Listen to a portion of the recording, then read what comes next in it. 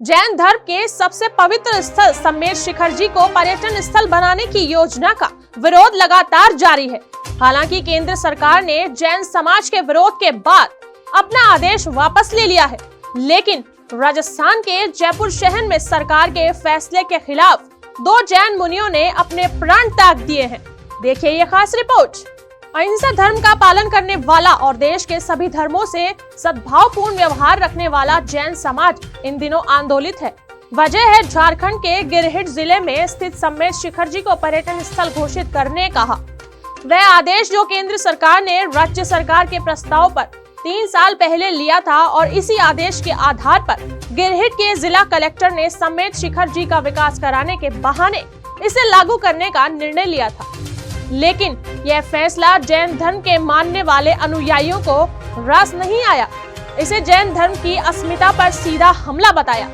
जैन धर्म के सभी पंथ मिलकर अपने पवित्र स्थल को बचाने के लिए पूरे देश में मौन जुलूस, धरना प्रदर्शन और सरकारों के नाम ज्ञापन देने की मुहिम में जुटे हैं। पूरे देश में, चाहे वह मुंबई हो, अहमदाबाद हो, सूरत हो, जयपुर हो या अन्य जहां भी जैन आबादी है, सब जगह केंद्र सरकार के इस फैसले का जमकर विरोध हुआ। पूरे देश में अचानक हुए इस विरोध से केंद्र की मोदी सरकार भी बैकफुट पर आ गई और गुरुवार को अपने ही 3 साल पुराने आदेश को वापस ले लिया। और अपने आदेश में केंद्र सरकार ने साफ कहा कि जैन समाज के पवित्र स्थल सम्मेद शिखर जी पर अब पर्यटन और इको टूरिज्म एक्टिविटी नहीं होगी। लेकिन जैन समाज अब भी नाराज है। जैन समाज के लोगों का कहना है कि केंद्र के इस आदेश को राज्य सरकार जब तक लागू नहीं करेगी, उनका विरोध जारी रहेगा। पूरे देश में जैन अनुयायी आंदोलन कर रहे हैं, लेकिन जयपुर में दिगंबर जैन समाज के 2 मुनियों ने संथारा लेकर अपने प्राण त्याग दिए। सांगानेर के संगी जी दिगंबर जैन मंदिर में गुरुवार देर रात 1:30 बजे जैन मुनि समर्थ सागर ने सम्मेद शिखर जी को बचाने के लिए अपने प्राणों का उत्सर्ग कर दिया। समर्थ सागर जी दिगंबर जैन समाज के प्रमुख आचार्य सुनील सागर महाराज के संग में शामिल थे। इससे पहले मुनि सुगे सागर महाराज ने अपने प्राणों का बलिदान दे दिया था।